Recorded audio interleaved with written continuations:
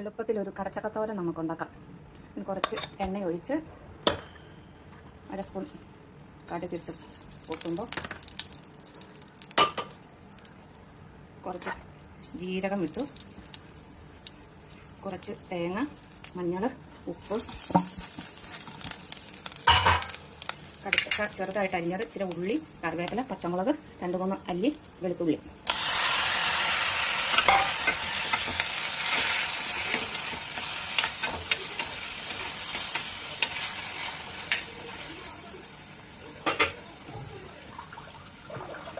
ഒരു 1/4 ഗ്ലാസ് വെള്ളം ഒഴിച്ച് നമുക്ക് അടച്ചു വെച്ച് വേവിക്കാം.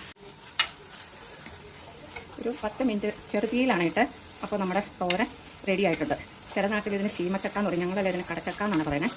പെട്ടെന്ന് ഉണ്ടാക്കാവുന്ന ഒരു തോരൻ റെഡിയായി.